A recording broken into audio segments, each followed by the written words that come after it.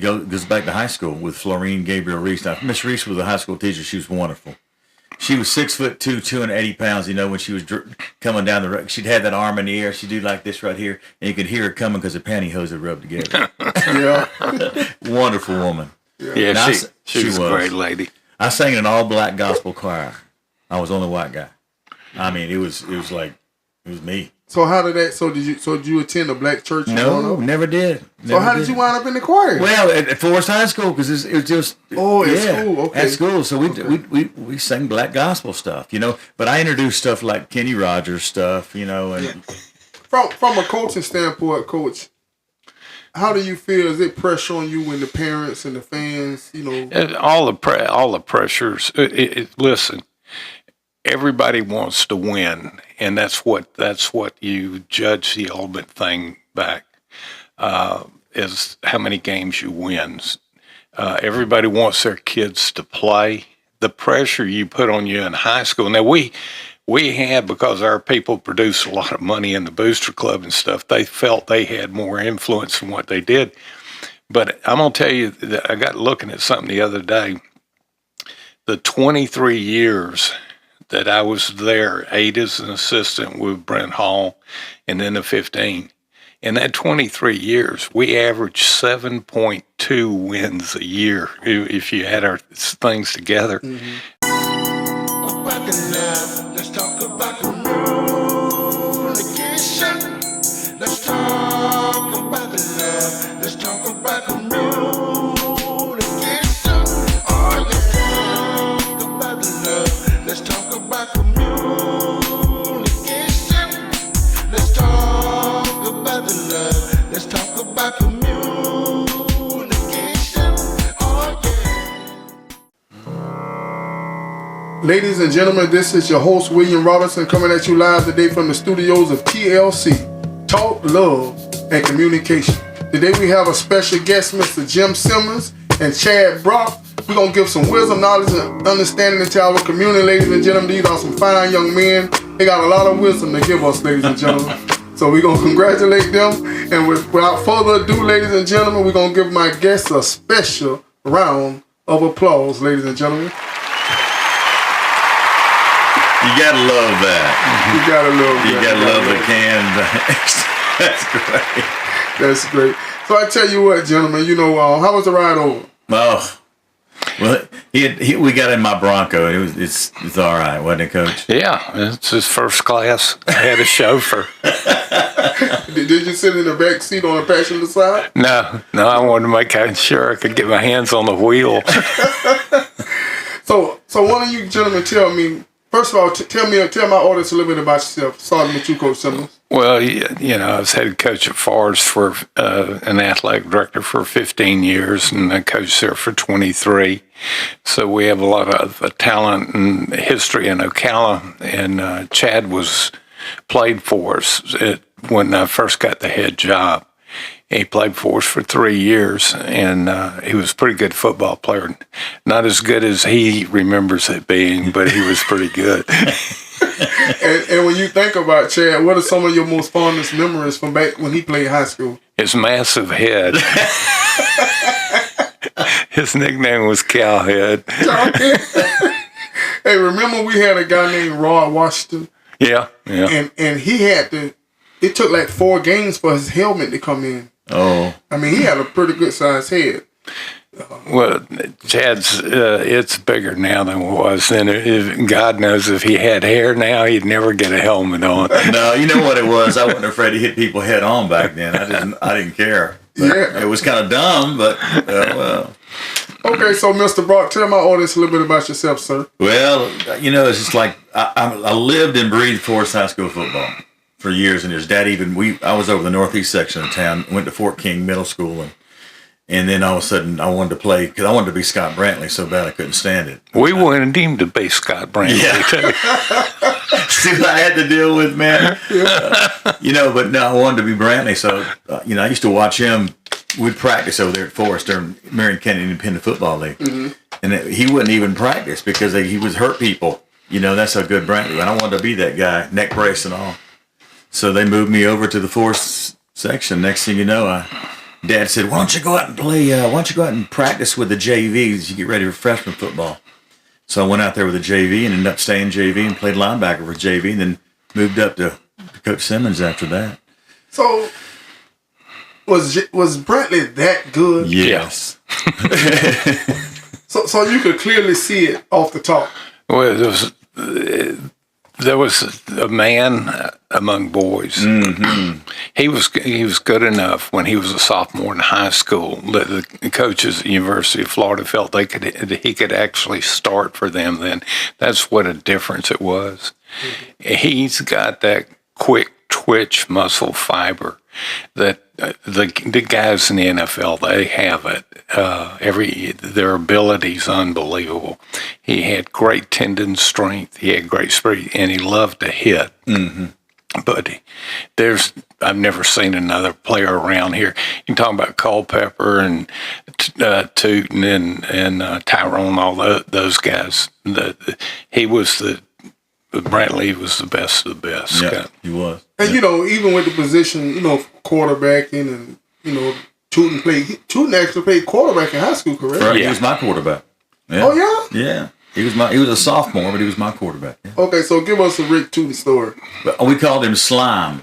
Slime? He was so skinny back then, he could slither through the line, like that's what we called him. But now I'll tell you a funny story about Rick. Rick and I became really good friends, and when he was playing with St. Louis, and we were going out and doing a country show at one of the big clubs in St. Louis. So he invited us out to the practice. So we went out to practice and watched them, the whole thing out. And I've never seen a bigger human being in my life than Orlando Pace. Yes. I stood next to Orlando Pace. I felt like a small little infant child. That's how big that man was. But nice guys. We wore their jerseys that night and played the show and had a good turnout and had a good time. But I've known Rick. He used to come out to my shows all the time and come on stage with me and bring, always bring me a jersey or bring me something like that, wherever he played. Okay, when you say, you come out to your shows. Yes, I'm a country music artist, and it all stemmed out of Ocala, Florida. Okay. Yeah. There's a big story behind that. I don't, Coach will remember her, but her name was Florine Gabriel Reese. Reese, yes, I did. Yes, she was a course teacher at Forest High School. She was a geography teacher. I think I was an aide for her too. So I had her 3 classes in a row. All she said to me was, whenever I got through with varsity sports and Coach kicked us out and said, "You can't sleep in anymore," I went to see Miss Reese, and she said, "If you'll just sing for me, you can be my aide and then you can be in my geography class." I went, "Yes, ma'am." So next thing you know, I'm singing, and I remember the first time, it was kind of very funny, the first time I sang in front of everybody, I had to sing the Christmas song, "Chestnuts Roasting on an Open Fire," that one. Yeah. But and I was on the 3rd row of the auditorium at Forest, and all the kids were laughing at me and stuff because here's Chad Brock, the linebacker, the football player, and I started singing, and everybody went, "Shh, just shut up." Next thing you know, I was singing everything. So, everything. So, that's quite a talent. You know what I mean? Well, it's I love it. I still do it, and I'm 61 years old now, working on new records. So. And he makes a living at it. It's amazing. Listen to him. He calls me a couple of years and goes, "Hey, you done pretty good for yourself, and I'm really getting tired of this Booster Club stuff." He said, "Give me $1,000." I went, "Okay, Coach." He did. He wrote out a check. I went I had to go to the Grand Ole Opry over there in Weirsdale and come up, and he gave it to me. He said some real nice things, but I told him I needed to drop it and see if it bounced on the stage, and it didn't. No. Back in my days, Coach Simmons used to allow me to perform at the pep rallies. Oh, did he? Did you ever have that opportunity? Well, I just sang the anthem a couple of times, but not during football season. No, I didn't get a chance like you. Yeah, man, them were some days, man. I actually seen Ron Burton at Circle K about a year ago, and that man remembered the song from the pep rally. That's amazing. He made us sit there and be quiet to the whole thing. We couldn't talk. We couldn't move. We just sat there stoic. What was that about, Coach? Where's the team spirit? Well, we won a lot more games when Chad was playing. When you were playing was the only losing season I ever had. Now, you stepped into this one, brother. You stepped in it. So it wasn't much use y'all being quiet. I tell you what, it wasn't my fault. Oh. It ain't my fault you didn't have a quarterback. I didn't want y'all to hear the other team crushing their way down the field. You remember, you know who Digital Underground is? Oh, yeah. Remember the song, The Hump, The Hump? Oh, yeah. Oh, yeah. That song was out during my year, so I would do that during the pep rally. So the whole crowd would you know, we get a big play, the whole crowd would, you know, it was kind of special, you know. Coach Simmons, a lot of passion. I get a lot of passion from him. You know, he always was stern. You know, he was, you know, he held the position when you think of a head coach very much to the Nick Sabolish. Absolutely. You understand what I'm saying? Discipline. And you know, me and him was talking about, it's funny because when I started coaching out to Forest, I would have the offensive lineman to sprint to the ball. Oh yeah. We talked about that the other night. That's the only thing that's the only way I knew because I only played under this man, you know. And you watch teams now, it's like there's no passion, there's no enthusiasm, you know what I mean? Well, everybody now, the coaches are too involved to me. The coach wants them to look to the sideline because they're going to decide after they see what the defense has said. And they're all playing the spread on offense. And so then he makes the call. But the linemen, most of them are out of shape. They just line up. And they don't get in a huddle. They don't have to do anything. Most of them, when the ball snapped, they stand up and watch the big guy get tackled. On the good teams, they block, but there's not much movement in it anymore. But you know, it's not. That's the game's changed. They take a lot of the violence out of the game, which is good. You know, we had years ago we had Benny Robinson get hurt severely, and anything that we can do to eliminate that in the game is you know, it's just change, and there's nothing wrong sometimes with change. So if Jim Simmons was coaching in today's football, in today's league, how would the offense look? Well, we'd huddle up to start off with and because when you come out of the huddle and you're full speed right there, everything's happening from that point. And when you waddle up there or when you walk up there, that's exactly the way you're going to execute play. I'm sorry, that's just a fact. That's why we set it high gear. In the first year where it came, to do that kind of stuff is hard. A lot of coaches say, well, we play the guys two ways. You can't do that. Yeah, you can. You play them one way and coach the other guys. That's why they call it coaching. We never played anybody two ways unless we were in the playoffs, you know. They played me with two plays one time. And that was a mistake, 1 and 2. They put me a wide receiver. Don't even. Okay, you opened the door on that. I'm gonna tell you, we're getting ready to play North Marion. You were in the slot. I remember because they really had a good linebacker, and so we put Chad in the slot, and we were gonna have him come down, and crack on that guy, and just he was gonna kill him. It was like pulling. We run the play, and man, that linebacker comes in and crushes it. And I said, "What the hell?" Well, I looked at the films. And Chad stumbled and piled up about 3 yards of dirt. The guy jumped over him and made the tackle, almost killed the back. You know, you opened the door. Look, I was a linebacker, man. They put number 31 on me and put me in the slot. So you play inside linebacker? Yeah. So well, he's confused. See, he thinks that because he was playing, it was tackle. Really, he's for defensive tackle. He thought it was inside linebacker. He got, you know, I'm glad he made a living singing. I'm really glad. Well, how much did you weigh when you graduated? What was your size? Probably about the same as I weigh now, about 215, 220. You know, I'm down to about 212. Now I'm down below where I was. You know, every generation believes in their heart that they would beat the other generation. Do you believe that a team from today could line up and beat the team that you was on? Not a chance. We would beat the snot out of them. Would you care to elaborate on that? I would love to. We just talked about it earlier. It's called discipline. I mean, we played ball. I mean, we hit hard. We tackled. Everybody went after it. And I just don't see that these days. I don't see, especially with what I watched the other night. I was like, where's the passion? We were passionate about it. I mean, we ate it, we breathed it, we slept it. It was forced high school football. You know, because you come out of the 74 and 75 state championship, you come out of some great players, and they're like celebrities to you when you're that age. You want to be like them, so that you did it. I mean, that's what I wanted to be.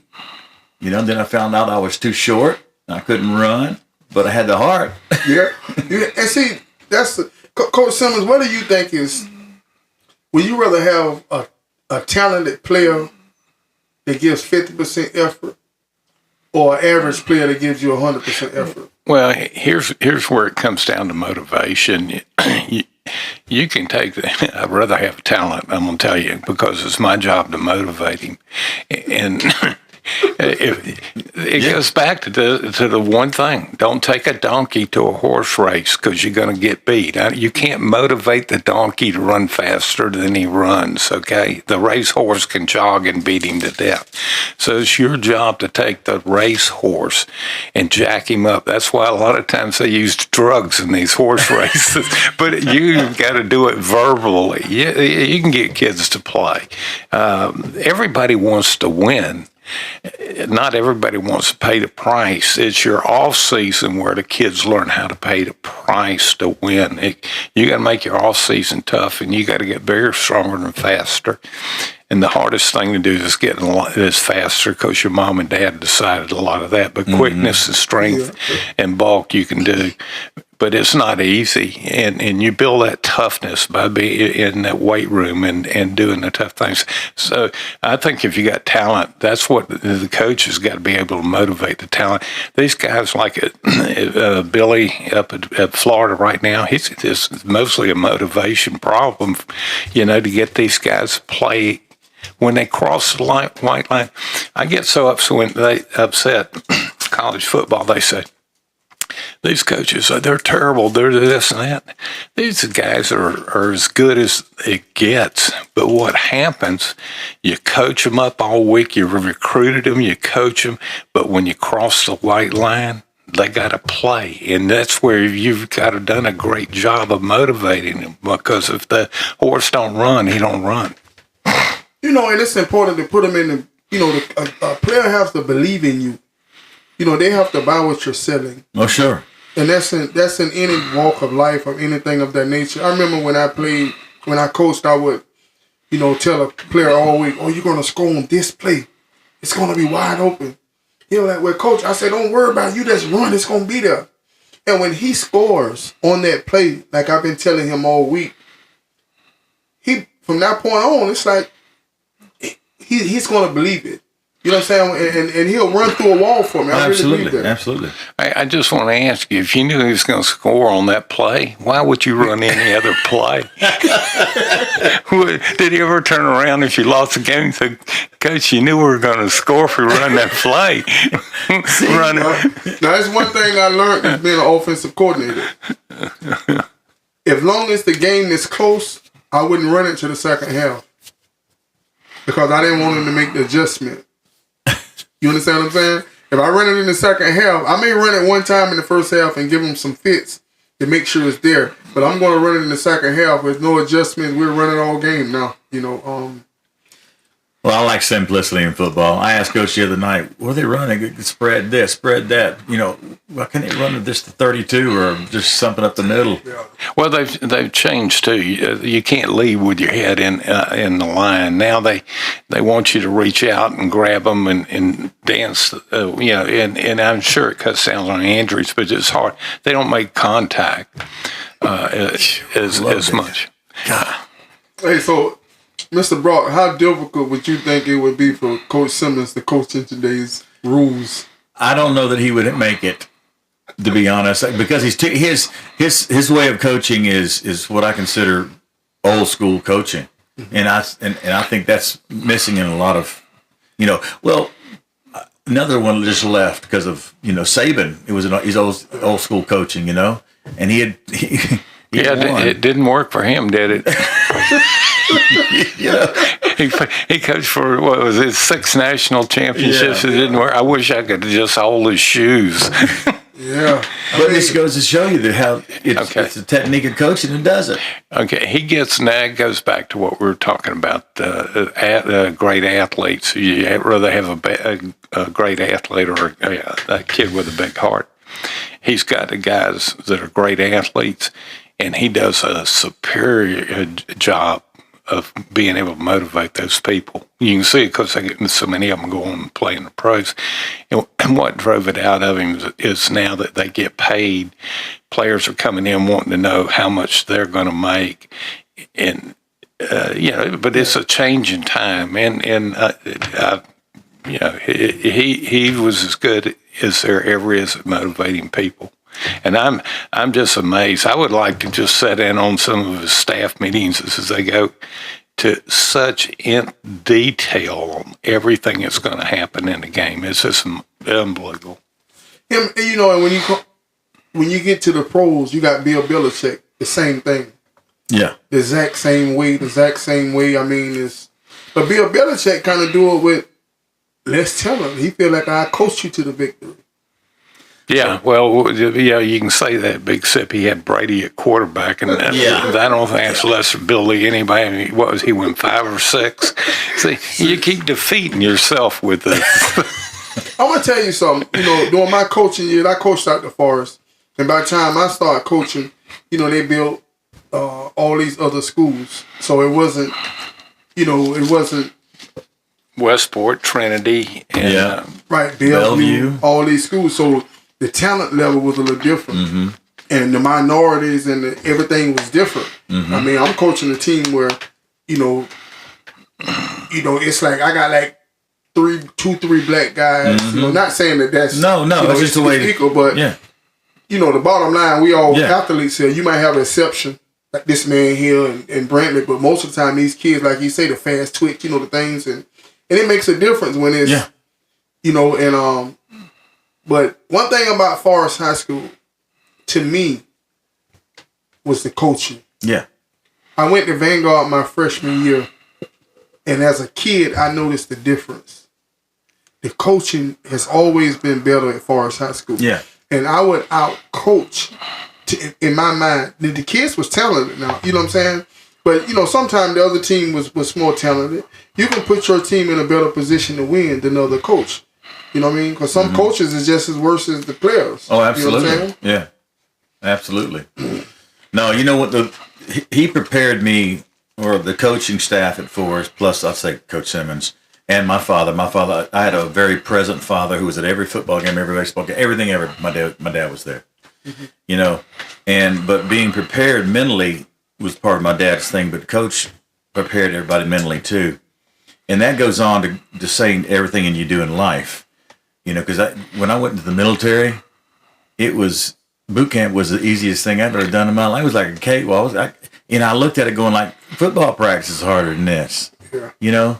And a whole lot more. I mean, the mental stuff, the preparedness and stuff, I already had because it was a joke to me going through boot camp. It was easy. I look back going, this is what prepared me. When I first came home and they called a timeout and said water break, I was like, water break? What is that? In the middle of the game, stop. It's time for water break. I mean, that was unheard of in our days, huh? You can thank Morgan and Bill Allen and these guys for the water breaks because it was stupid what we were doing. But that's the way I came up in the 60s. And you can get water. You can get it at practice. It was a sign of mental weakness, which it's just knowledge. As good as our coaches were, and I played for great guys in high school and stuff, as good as they were, it was backwoods as far as they used to give you salt pills and no water, and you're going out. And that's back when you had to practice 2 a days. And but the kids, we were 175, 180 pounds. It isn't like now. The kids are huge now, the linemen and stuff. you really got heat stroke and problems. But there's nothing wrong with having the body needs water.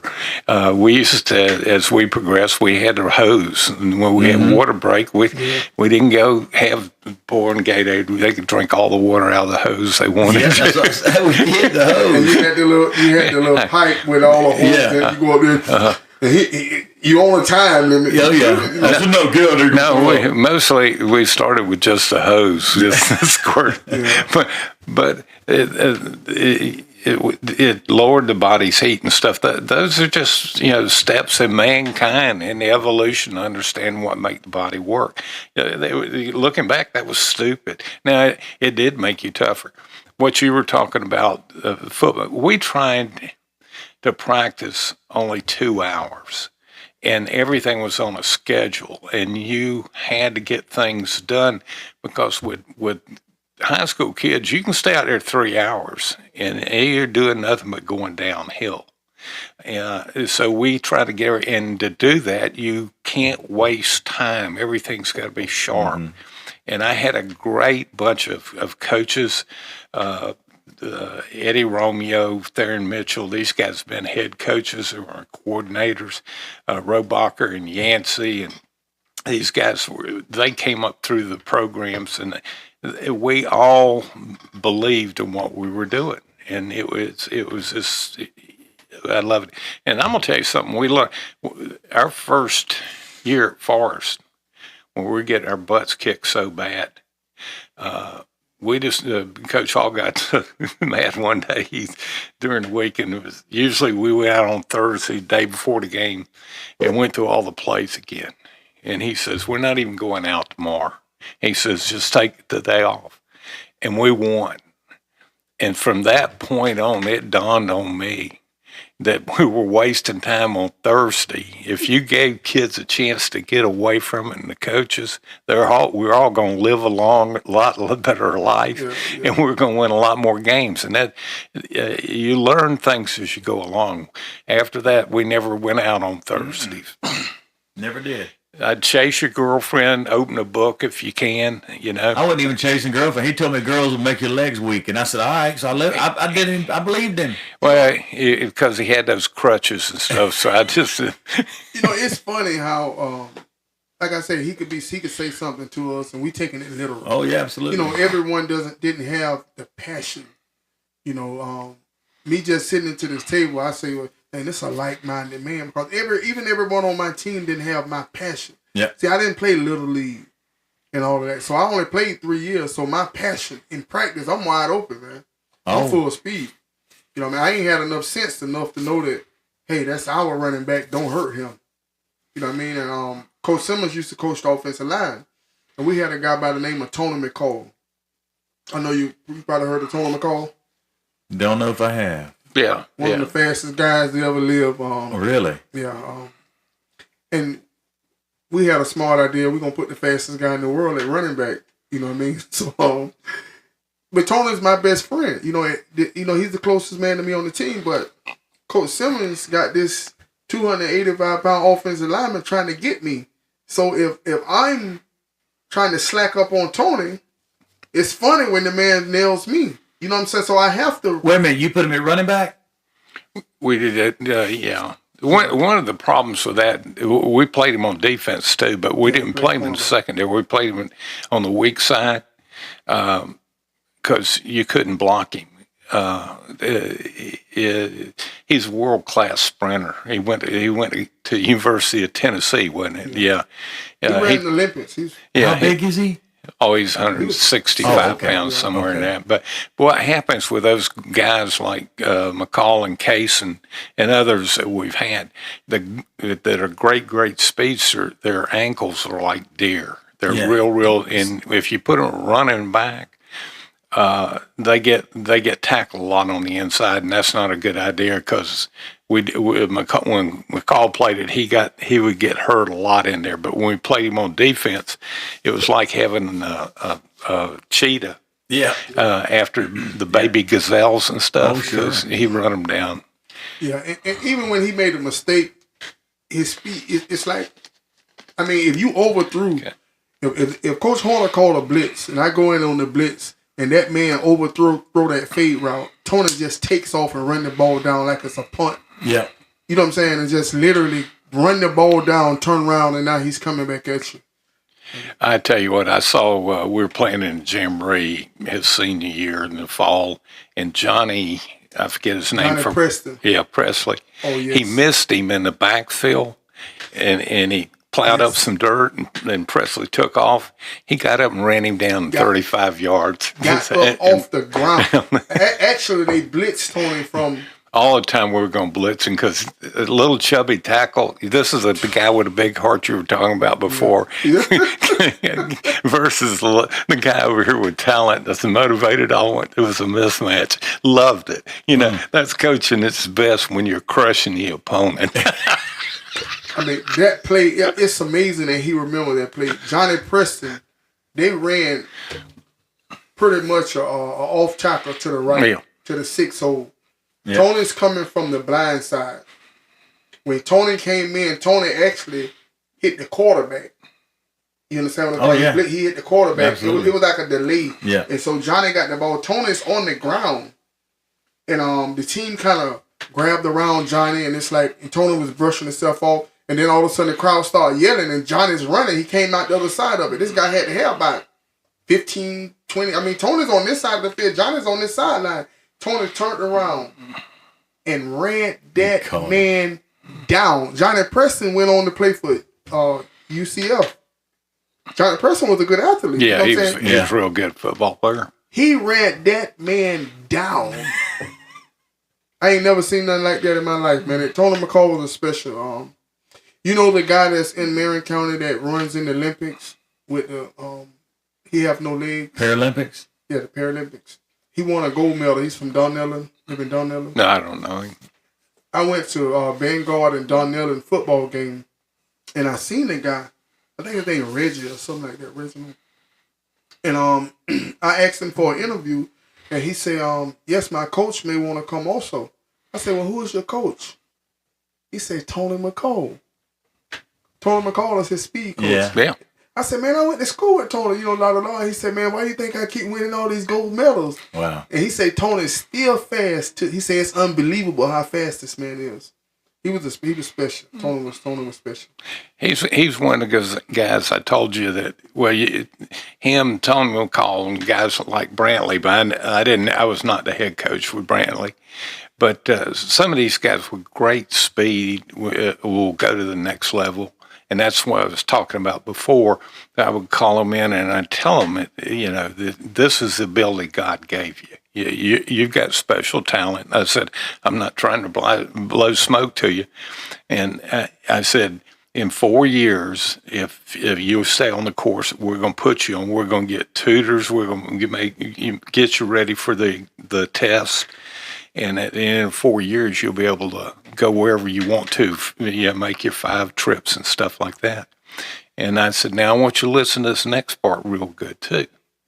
I said, if you don't do the work in the classroom and you don't pass the test, in your senior year when it's over, I'm going to give you a nice big plaque, slap you on the back and yell, next, I'm going to get mine. I want you to know that I want you to get yours because that's what I'm here for, is to motivate you and to move you on. But life's hard. I said, if you don't take advantage, and all those guys took advantage and moved on and did well. So you know what that means, Mr. Brock? What's that? He didn't get called in for that conversation. I didn't get called in for that conversation. As good as we think we were, we didn't get called in for the conversation. So. Yeah. Hey, listen, neither did I.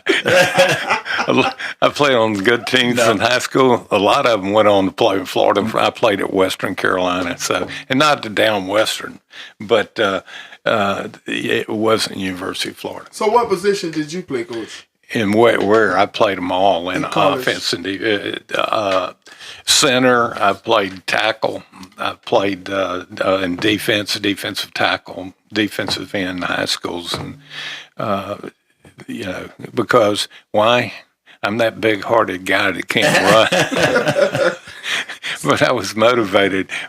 So anyway. So Mr. Brock, when you think about your football career, let's go back. We're gonna take it back to high school. Okay. okay, you playing football. You grew up, you idolizing John Brantley. No, it was Scott Scott. Brantley, I'm sorry, Brantley, Scott. yeah. John idolized John Brantley. No, coach. So you grow up, you want to play inside linebacker. You get the opportunity. Tell me some of your most memorable moments from being at Forest High School. Well, first game of my freshman year was playing JV. Played linebacker on JV.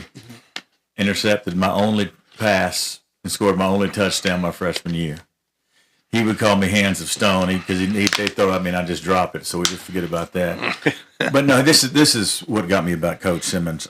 He was coaching offensive line the next year, or I don't know if you were or not. Yes, you were. No, it was Lancaster. Lancaster was, and he was heartless. Now Yeah, no, he was. he played for me too, and he coached. He was heartless.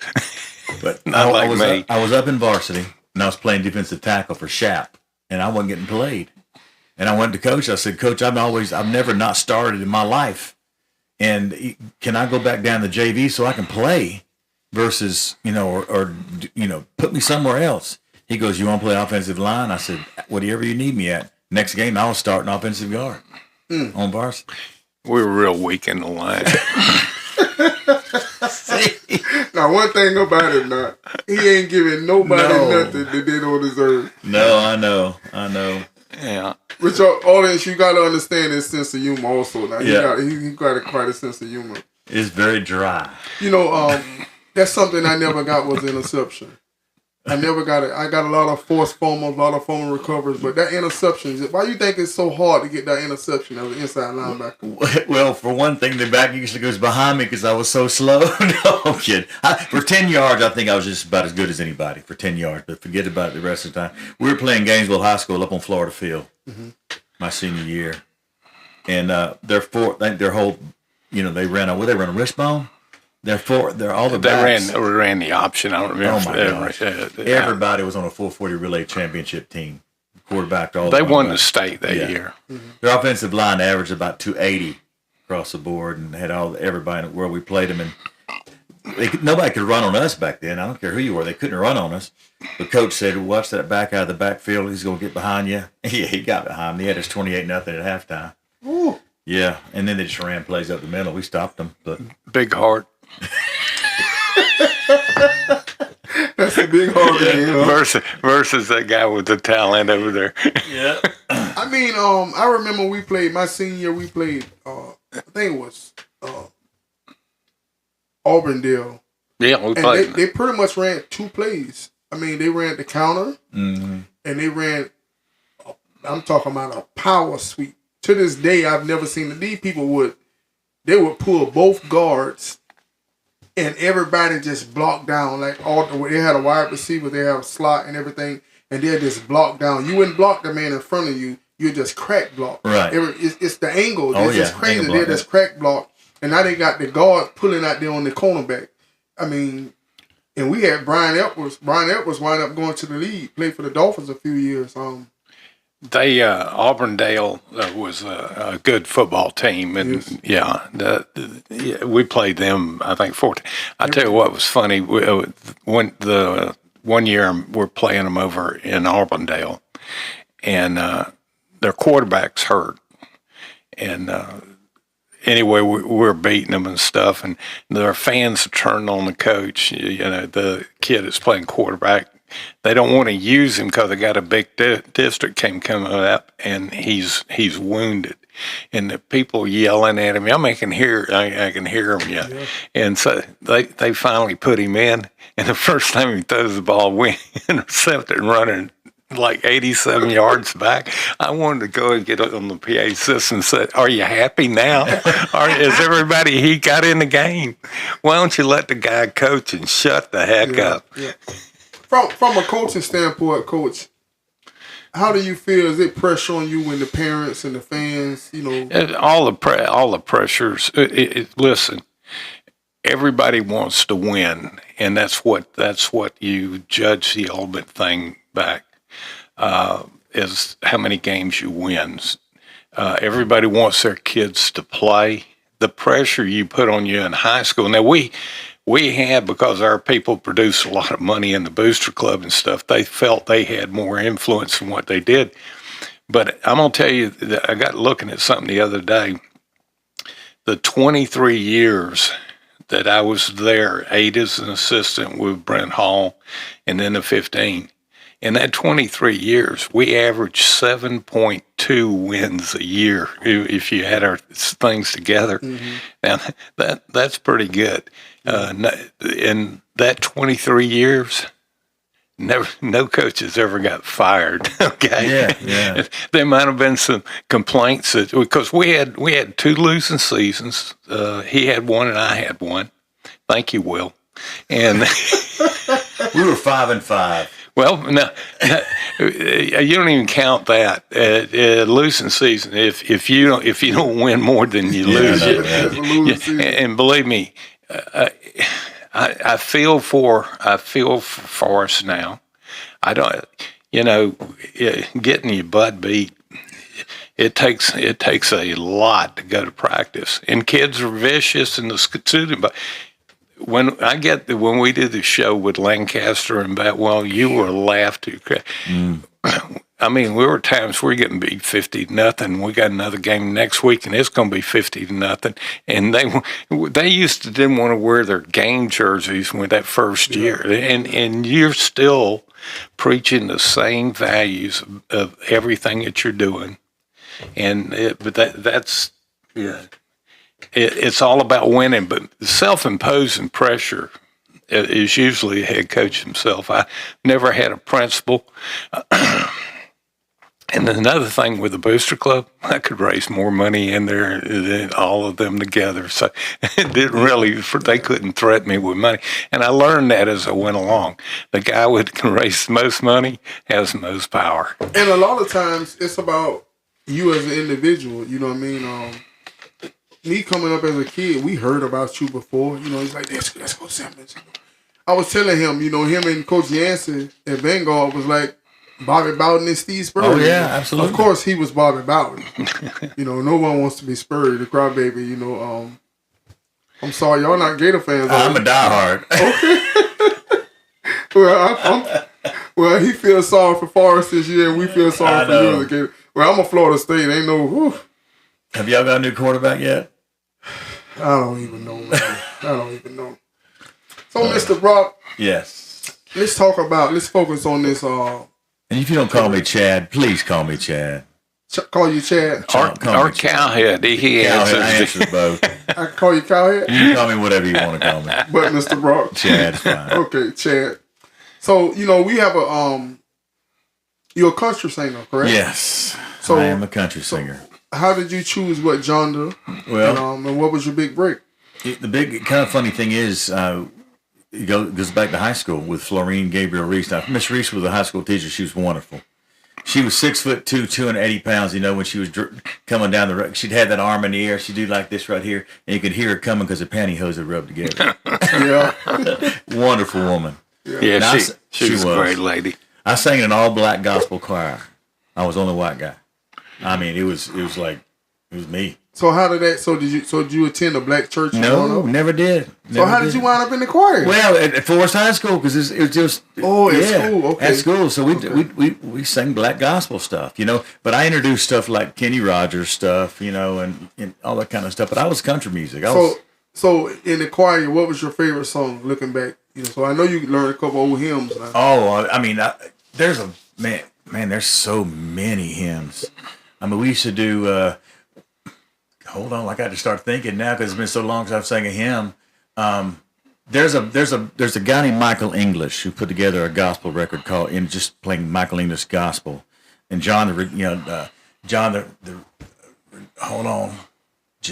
Revelator. Remember John the Revelator? No, sir. Oh, it's an old song. Well, how it go? I ain't not trying to get me to sing. I can't hardly remember the lyrics of the song, much less the song.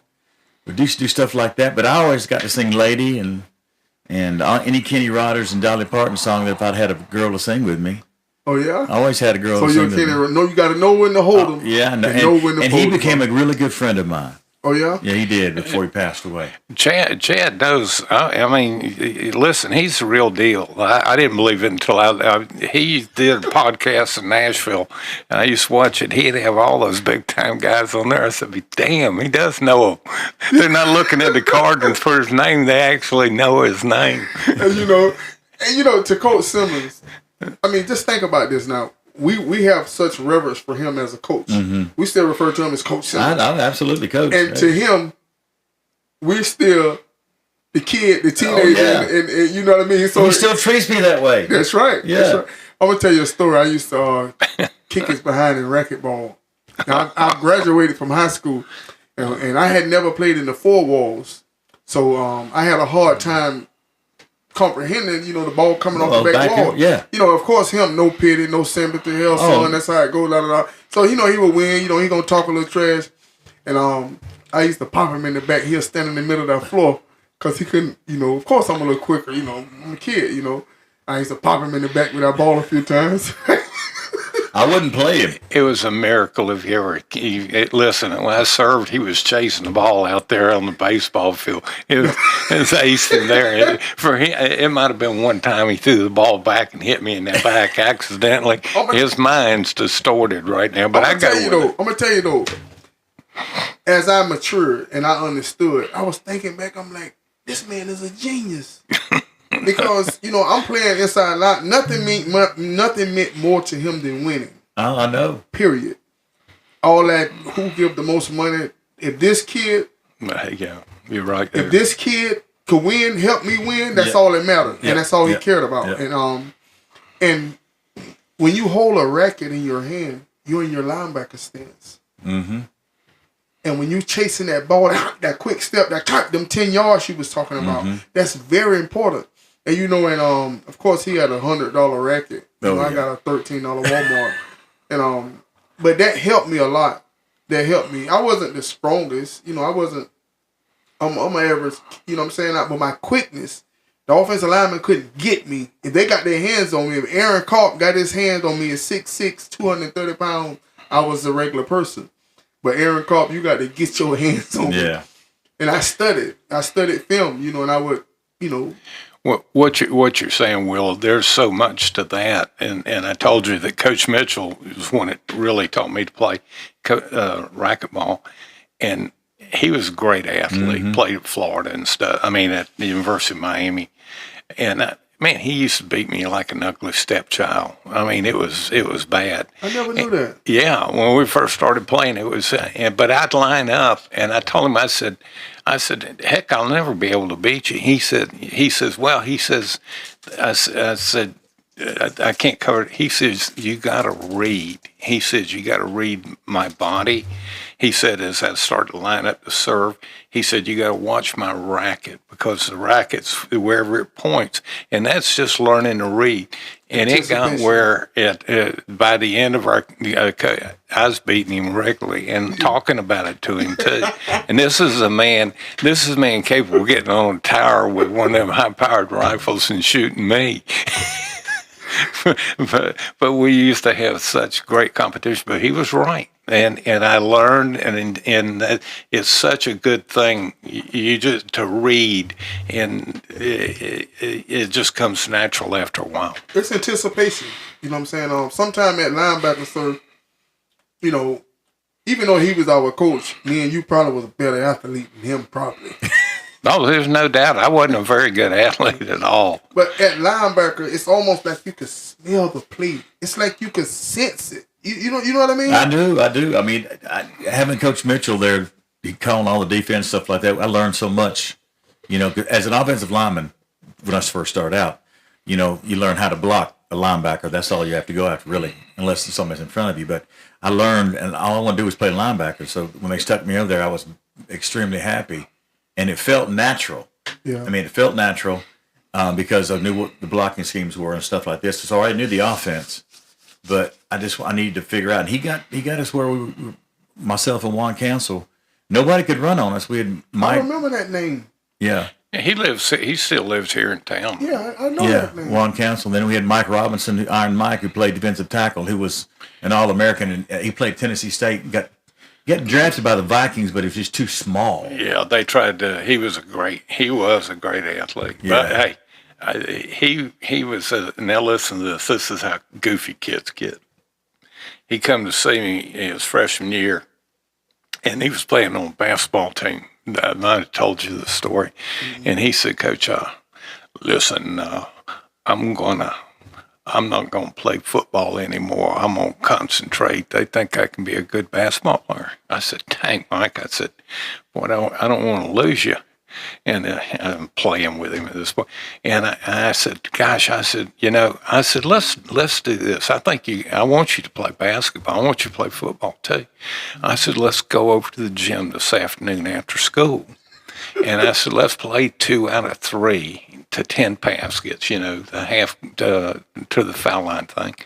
And I said, now, if I as much touch you and you feel you've been fouled, I want you to say it, and I'm going to stop. I'm going to give you the ball right away. And I said, and he says, I said, if I beat you 2 out of 3, I want you to play both sports. And I said, but if you beat me 2 out of 3, I'll never have to say anything about playing football again.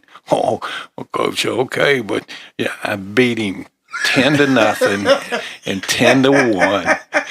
And I took the ball out of his hand at the end, and I said, don't you ever tell me you're not going to play football or basketball again. I said, you stink.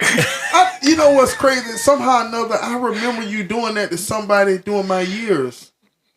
Who knows? Well, kids come in that And what he would do was, looking back, okay, Coach Simmons was a nice sized man. Yeah. You know what I'm saying? it's a man playing against a kid. Right. That's what it is. And he's just using sense. Yes. He's using sense backing him down. You know what I mean? Then at the same time, it's what I used was throwing the basketball through the hole in the hoop up there, and then just spinning around and around. They couldn't dribble and they couldn't shoot. It wasn't having to back down. I could shoot the eyes out of it, and they're not going. And then sometimes, you can't get too physical with it because I don't think the reverence, the respect, like I can't, see, but me. If it's coming down to the wire and we competing, hitting the ball hitting the back with that ball. Look, I couldn't play basketball anyway, but Mike was the toughest guy I've ever had to hit. Great. He was a good kid. Really a good kid. So do you believe, Mr. Chad, that you got it right that time? Yeah, you did. Do you believe that playing offensive lineman made you a better linebacker? I do. You can ask Coach. I mean, he was. I think it did because I understood, where as an offensive guard, where I had to block and who I needed to block. So I kind of had the mindset of watching what that guard was going to do, and especially if they're going to pass. I mean, it's so easy to watch them now because they don't get in the stance. They're going to throw the ball most of the time, so it's much easier now. But back then, everybody got in a 3-point stance. Offensive line, no matter if you want to pass or not. But you could really, if they're rocking back, you can tell usually and stuff like that. So learning that offensive guard position first, helped me, I believe. So can I test your linebacker knowledge? Okay. So y'all ran a 3-4? We ran a 5-2. Well, we run 5-2, but it was 8. We were bringing 8 all the time. Coach Mitchell, we were stunting and bringing free safety. We played man across the board. Yeah, and we were going to get to you, and if you may get the pass off, it's not going to be a deep pass, but we're going to punish you. Yeah. And if there's nowhere to run it, and nowadays they just want to throw the ball out to the quickest kid on the team out there and run either the bubble screen or he's going to catch it. I tell you this, the team that does that the best usually is Vanguard. I watched them 2 weeks ago, and they don't throw the ball near as good this year as they have and catch it as they have in the past, but they can line up and run it. Yeah. They can line up and run it. I did they just played Lecanto. I'm gonna tell you something. Them little kids at Lecanto, I mean, they was winning a little bit at first. That quarterback pretty good, and they small, and people was talking. Isn't it crazy to be around people that don't know football? When you hear people that don't absolutely know what they're saying, and I'm like, they're not going to win. They're too. Vanguard's going to beat on them. I mean, just the physicality of it. Yeah. I said the second half is going to. Oh no, it's going to. Second half is going to get ugly. Vanguard came right out, ran the second half, kick off all the way back, and just the running game just took over. Just big runs, 30-yard runs, 25-yard runs. They've got real good speed and running backs over there, and he does a heck of a job with them.